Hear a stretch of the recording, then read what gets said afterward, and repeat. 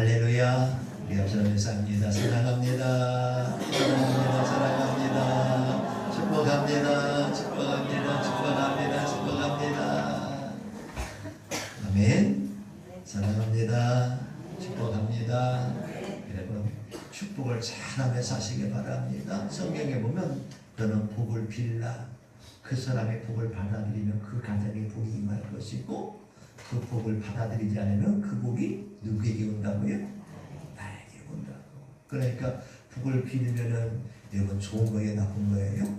받아들이면 그 사람의 복을 받는 것이고 안 받아들이면 내게로 오는 것이고 그래서 우리는 저주보다는 복을 많이 빌며 살아야 될 줄 믿으시기를 간절히 바랍니다. 오늘은 가정 행복주의를 맞이하여서 성경이 가르쳐주는 행복한 가정 만들기 하는 말씀으로 함께 은혜 나누기를 간절히 원합니다. 따라합니다. 성경이 가르쳐주는 행복한 가정 만들기. 여러분 모든 사람은요 행복하길 원해요. 그런데 실질적으로 살다 보면 여러분 행복하다고 느끼는 사람보다 불행하다고 느끼는 사람이 더 많다는 것입니다. 상시하네요. 여러분 이 세계 이 인류학자들이 보면요 연구해 보면 잘 사는 나라가 행복할까요? 가난한 나라가 행복할까요? 왜 가난한 나라가 행복해요? 못 살아서 행복해요? 잘 살아야 행복해요? 참 희한해요. 사람들이 잘 먹고 잘 살고 많은 것을 누리고 살면 행복할 줄 아는데 그렇지가 않다는 거예요. 햇살이 가난한 사람들이요 행복하게 더 잘 산다는 거예요. 그래서 세계에서 가장 행복한 나라가 어떠냐면 저 방글라데시라고. 방글라데시 저 동남아에 있는 아주 가난한 나라인데 여러분 그 나라 사람이 행복지수가 가장 높다고 말합니다. 우리가 생각할 때는 야 가진 것도 많고 먹는 것도 잘 먹고 이러면 부자로 살면 행복할 줄 아는데 행복하지 않다는 거예요. 오히려 가진 것이 없지만은 오히려 그런 사람이 더 행복하다는 거예요. 여러분 우리가 생각할 때는 참 이상합니다. 많은 걸 누리고 살면 행복할 줄 아는데 그게 아니라는 것이죠. 이것은 무엇을 말하냐? 행복이라는 것은요 우리 외부 환경을 통해서 오는 것이 아니라 행복이라는 것은 어디부터 온다고요? 어디부터 시작된다고요? 내 마음속에서부터 시작되는 거예요. 여러분 우리 환경이 너무 좋고 많은 것을 누리고 많은 걸 가졌더라도 여러분 내 마음에는 행복이 없어요. 여러분 불행합니다. 우울합니다. 요즘에는요 잘 사는 나라로 갈수록 이런 어떤 환자들이 많으면 우울증 환자가 많아요. 우울증 환자. 못 사는 나라 갈수록 이런 우울증 환자가 없는데 잘 사는 나라 갈수록 우울증 환자가 많다. 세계에서 가장 잘 사는 나라가 미국이라는 나라인데 이 미국이라는 나라에 보면은요 인구의 약 60%가 이 우울증을 가지고 있다고 말합니다. 심한 사람은 우울증 약을 먹고 치료를 받지만은 그러지 못한 사람은 약을 안 먹어도 버틸 수 있지만은 이런 우울증 그런 증상을 가지고 있다고 말합니다. 여러분 이것을 갖다가 우리에게 무엇을 말해주고 있는 것인가?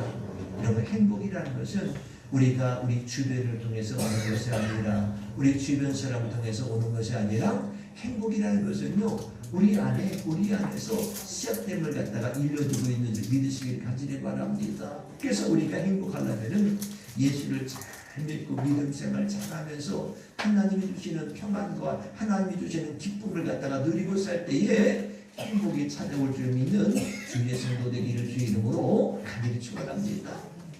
어떤 화가가 있었다고 말합니다. 그는요 꿈이 있었어요. 내 평생에 죽기 전에 세상에서 가장 아름다운 그림을 그리고 내가 유명한 그런 명작을 남겨야 되겠다는 그런 꿈이 있었어요. 그래서 세상에서 가장 아름다운 것이 무엇일까? 세상에 가장 아름다운 것이 무엇일까? 그래서 그는요 그를 찾아서 여러분 여행을 시작합니다. 여러분 한참을 여행하다가 어느 교회에 들렸어요. 그리고 그 교회에서 목사님을 만났어요. 목사님 세상에 가장 아름다운 것이 무엇일까요? 이 목사님에게 물어봅니다. 목사님은 뭐라고 말했을까요? 뭐라고 말했을까요? 목사님이 이렇게 대답해요. 그야 믿음이다.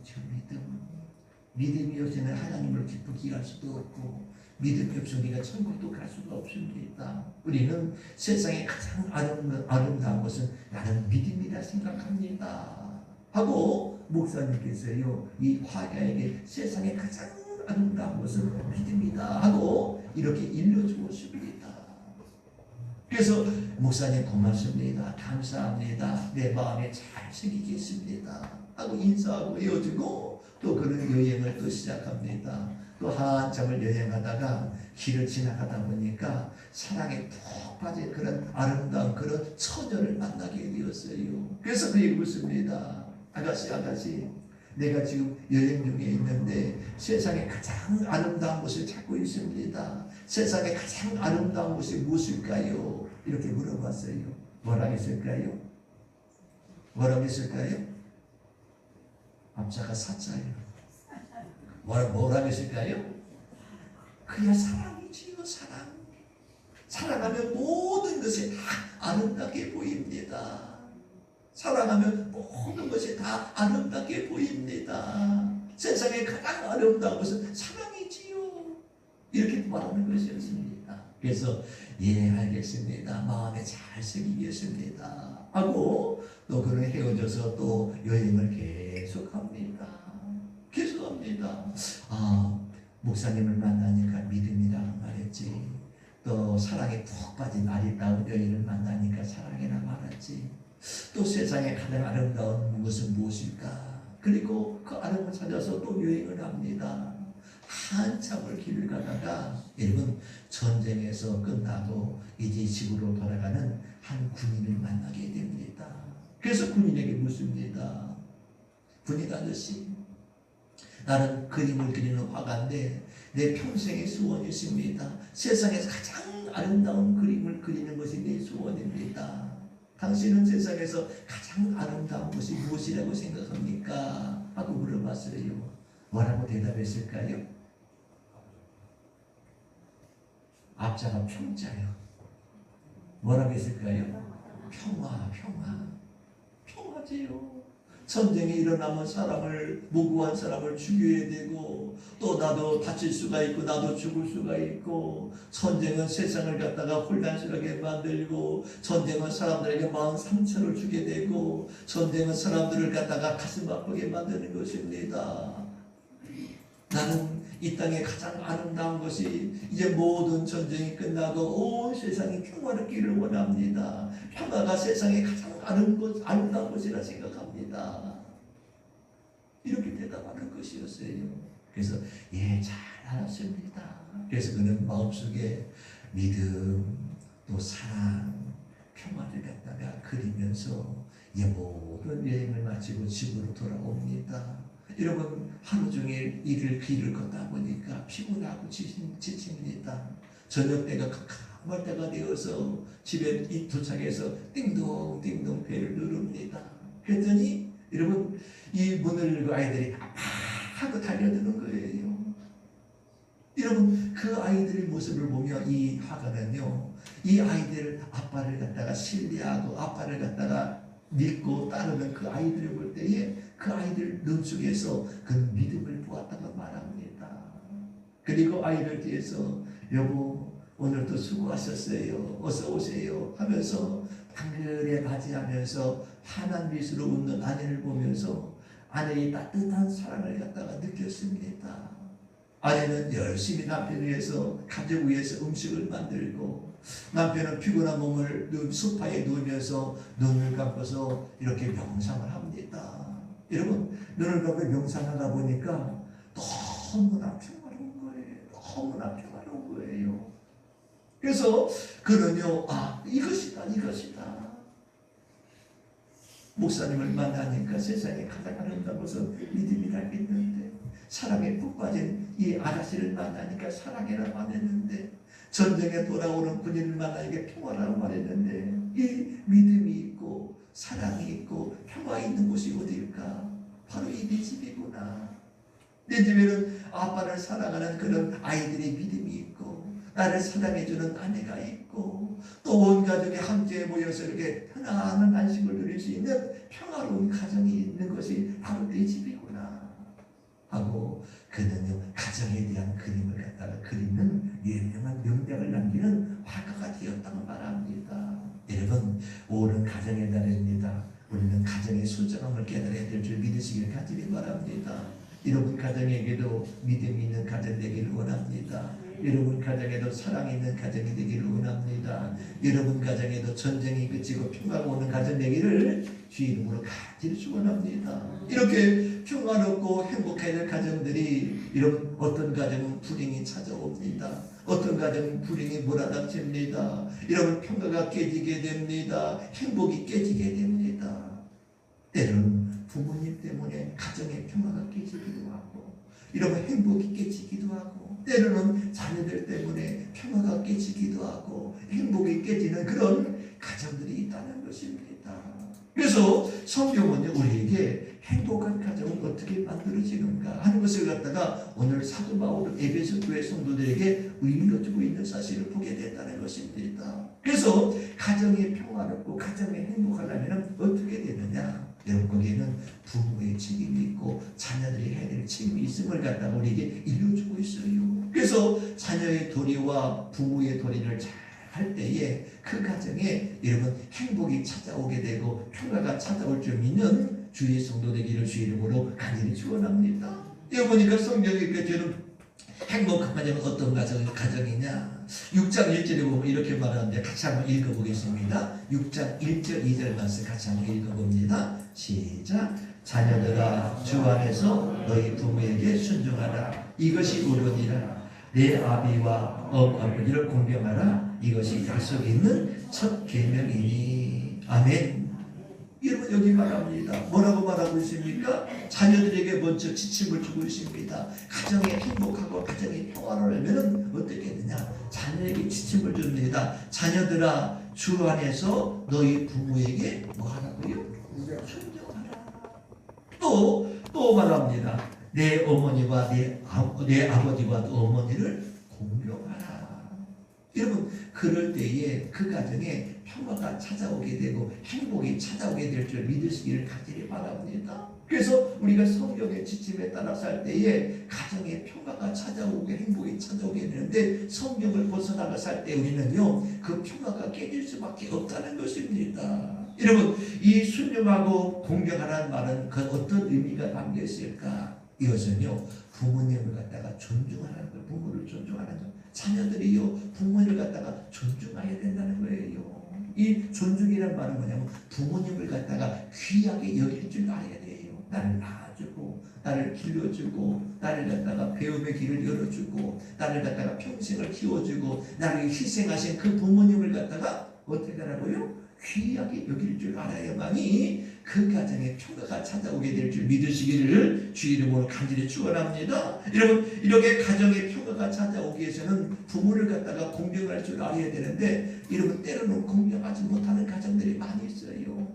부모님이 연세 드셨다고 나이 들었다고 힘이 없다고 자녀에게 물려줄 재산이 없다고 어머니 아버지는 평생을 하면서 뭘 가지고 있어요? 다른 부모들은 재산도 남겨주고 돈도 남겨주는데 건물도 남겨주는데 부모님 어머니 아버지는 내게 해준 게 뭐가 있어요?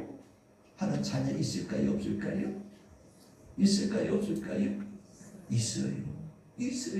그런 자녀들이 든 가정들은요 불행합니다.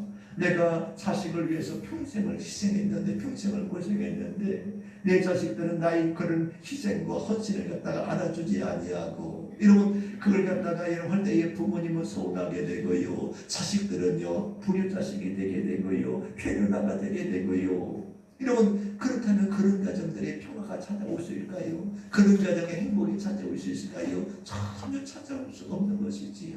여러분 낳아주고 길러주신 것만으로도 내가 부모를 갖다가 공경하고 내 부모를 갖다가 귀히 여길 수 있는 그런 가정이 되어야 될 줄 믿으시기를 주 이름으로 간절히 축원합니다. 순종하고 공경하는 것은요 부모님을 갖다가 귀하게 여길 줄 알아야 된다고 말합니다. 그래서 잠언서에 보면은요 부모를 갖다가 욕하고 부모를 갖다가 때리고 부모를 학대하는 자들을 갖다가 돌로 쳐서 죽이라고 했어요. 성경 무섭지요. 옛날에는요 시족 사이가 많고요 여러분 그러다 보니까 그 동네에서요 이 피해준 자식이 나타나게 되면요 그 동네에서 친족들이 모여서 그를 성문으로 끌어가서요 이 아들이 부모를 갖다가 팼습니다. 부모를 갖다가 이런 학대했습니다 하면은요 동네 사람 다 달려들어서 돌로 쳐서 죽였어요. 옛날에 그랬어요. 여러분 고대 시대에 그랬다는 것입니다. 여러분 아무리 못 배웠어도 아무리 가진 것 없어도 나를 낳아주고 길러준 것만으로도 부모를 갖다가 귀하게 여기고 공경할 줄 아는 것이 참 자녀의 모습인 줄 믿으시기를 간절히 바랍니다. 그래서 부모를 순종하고 공경하라고 성경은 일러주고 있습니다. 그런 가정이 여러분 그런 가정이 행복할 줄 믿으시기를 주의 이름으로 간절히 축원합니다. 또 이러고 말합니다. 부모를 기쁘게 해드리라. 부모를 기쁘게 해드리라. 자녀들은요 부모를 기쁘게 해드려야 되는 것입니다. 여러분 연세 드시고 나이 드신 부모들 갖다가 기쁘게 해드리는 것이 자녀의 도리인 줄 믿으시기를 간절히 바랍니다. 여러분 어린아이가 잘 웃을까요? 연세 드신 어른들이 잘 웃을까요? 어린아이는 조금만이라도 깔깔깔깔 웃는데 어른들은요 무덤덤해져서 잘 웃지도 아니하고 웃으려고도 하지 아니하고 표현도 잘 없고 여러분 그런 부모님들을 갖다가 기쁘게 드리는 게 자녀의 도리인 줄 믿으시길 간절히 바랍니다. 여러분 부모들이 가장 속상할 때가 언제일까요? 부모들이 속상할 때가 가장 언제일까요? 부모 앞에서 자식들이 싸울 때 여러분 부모들은요 그 모습 보면요 얼마나 속상한지 몰라요. 그죠? 여러분 부모들 형제들이 우애 있게 지내고요 친하게 지내고요 하게 되면 부모님이 그것만 보더라도 그저 흐뭇한데요 자녀들이 부모 앞에서 막 이 취급받고 싸우고 이것 던지고 저것 던지고 싸우게 되면요 그걸 지켜보는 부모는요 속이 터지고 속이 상할 수밖에 없어요. 그래서 자녀들이 이런 부모를 기쁘게 드리는 것은 여러분 우애 있게 지내는 것이고요 또 사랑하며 지내는 것이고요 부모님에게 기쁨을 주는 게 바로 자녀들의 모습인 줄 믿으시기를 간절히 바랍니다. 그리고 부모를 갖다가 잘 봉양해 드리는 것이 바로 부모를 순종하고 공경하는 거예요. 봉양한다는 것은 물질적으로도 어려움을 갖다가 도와주고요 또 마음적으로도 그 마음이 무거운 짐을 내려놓을 수 있도록 도와주는 것이 바로 부모를 기쁘게 하는 그런 비결이고 부모를 봉양하는 비결인 줄 믿으시기를 간절히 바랍니다. 성경에 보면 요셉이라는 사람이 나와요. 요셉은 야곱의 몇 번째 아들이죠? 11번째 아들이에요. 11번째 아들인데 그 아들이요 형제들에게 미움을 받아서 이웃나라의 노예로 팔려갔지만 하나님을 버리지 않았습니다. 하나님도 그를 버리지 않았어요. 그래서 그를 갖다가 하나님이 높이 들어서 애굽의 총리가 되게 만들고 왕감의 두 번째 높은 자리에 올라갔을 때에 가족들을 다 모셔서 여러분 애굽으로 이사하게 만들어서 그곳에서 야곱이 세상을 떠나는 그날까지도 여러분 봉양했다고 성경은 일러주고 있는 사실 갖다가 보게 된다는 것입니다. 이렇게 자식은요 부모를 갖다가 평생 살아계실 동안 잘 이런 봉양할 수 있는 그런 자녀가 될 때에 자녀의 도리를 다 하게 되고 그 가정의 행복이 깨지지 않는 줄 믿으시기를 주의 이름으로 간절히 축원합니다. 이렇게 자녀들은 부모에게 이런 도리를 다 할 때에 이 자녀를 통해서 가정의 행복이 찾아오게 되고요 자정의 평화가 찾아오게 될 줄 믿습니다. 또 이렇게 자녀들이 해야 될 도리가 있는가 하면 또 부모로서 해야 될 도리도 있어요. 여러분 부모도 잘해야만이 여러분 자녀들이 잘해야만이 자녀들이요 행복하게 되고요 여러분 평화가 찾아오게 될 줄 믿으시기를 간절히 바랍니다. 오늘 3절 4절 말씀은 그에 대해서 이렇게 말씀하고 있는 것을 갖다가 보게 됩니다. 4절 말씀 같이 봅니다. 4절 말씀 시작. 또 아비들아 너희 자녀를 노엽게 하지 말고 오직 주의 교훈과 훈계로 양육하라. 여러분 아비들에게 부모님들에게 말하는 거예요. 여러분 아비는 엄마 아버지 부모를 대표해서 아비들이라고 말하는데 부모님에게 말하는 거예요. 너희 자녀들을 어떻게 하지 말라고요? 어떻게 하지 말라고요? 노엽게 하지 말라. 노엽게 한다는 말이 무슨 말일까요? 아이들, 자녀들을 서운하게 하지 말라는 거예요. 여러분, 이런 마음에 분을 품지 말라게 하는 거예요. 여러분 자녀들의 마음속에 화를 내지 않도록 하라는 거예요. 서운하게 하지 않게 하는 거예요. 여러분 부모님과 자식은요 내 자식처럼 물건처럼 생각해서 자식을 함부로 대함으로 말미암아 자녀들에게 상처를 주고 자녀에게요 화를 만들게 되고요 분을 일으키게 만드는 그런 부모가 되어서도 안 된다고는 사실을 갖다가 일러주고 있는 사실을 갖다가 보게 된다는 것입니다. 여러분 어떤 부모는 일방적으로 자녀들에게 야 너는 부모에게 잘해야 돼 이것만 강조하고 부모로서 자녀에게요 할거리를 하지 않습니다. 그런 가정들은요 행복할까요? 행복하지 않을까요? 행복하지 않은 거예요. 여러분 자녀는 자녀의 도리를 다해야 되고요 부모는 부모의 도리를 다할 때 그 가정에 균형을 이루게 되고 행복이 찾아오게 될 줄 믿으시기를 주의 이름으로 간절히 축원합니다.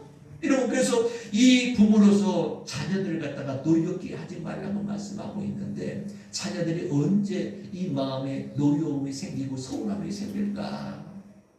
언제 생길까? 여러분 이것은 뭐냐면 부모가요 자녀들을 갖다가 차별 대우할 때에 차별 대우가 뭐예요?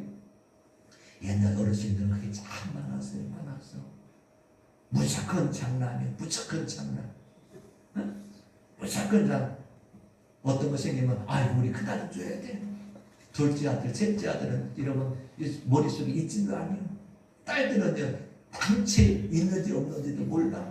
무조건 장난이에요. 무조건 장난. 우리 아들 줘야 되는데 그런 부모 있을까요? 없을까요?